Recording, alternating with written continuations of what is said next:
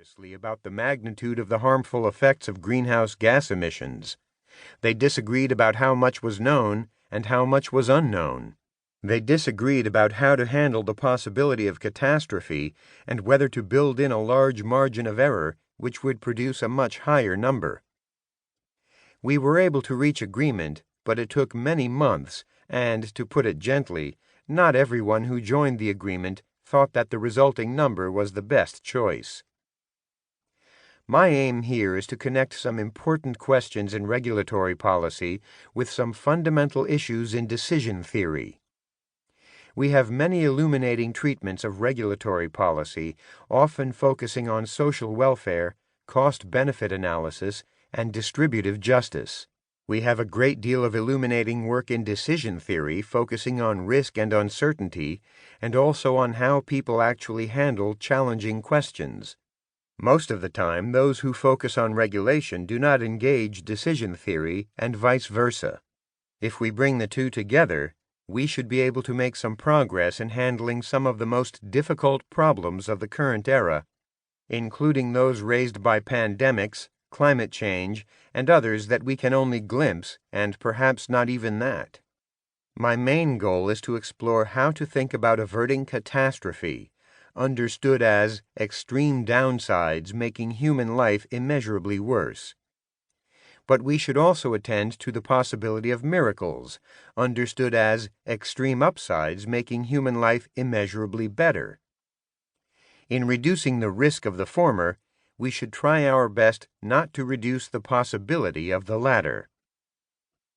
Consider in this regard a passage from John Maynard Keynes, who lived through the Great Depression and World War II, who spent much of his young adulthood in same-sex relationships before he fell head over heels in love with a woman, and who knew a great deal about the unforeseeable. By uncertain knowledge, let me explain, I do not mean merely to distinguish what is known for certain from what is only probable. The game of roulette is not subject in this sense to uncertainty, nor is the prospect of a victory bond being drawn. Or again, the expectation of life is only slightly uncertain. Even the weather is only moderately uncertain. The sense in which I am using the term is that in which the prospect of a European war is uncertain, or the price of copper and the rate of interest 20 years hence, or the obsolescence of a new invention, or the position of private wealth owners in the social system in 1970. About these matters there is no scientific basis on which to form any calculable probability whatever. We simply do not know. Keynes's central claim is that some of the time we cannot assign probabilities to imaginable outcomes. We simply do not know. Keynes immediately added, however, that the necessity for action and for decision compels us as practical men to do our best to overlook this awkward fact, and to behave exactly as we should if we had behind us a good Benthamite calculation of a series of prospective advantages and disadvantages, each multiplied by its appropriate probability, waiting to be summed. How on earth, he wondered, do we manage to do that? Keynes listed 3 techniques.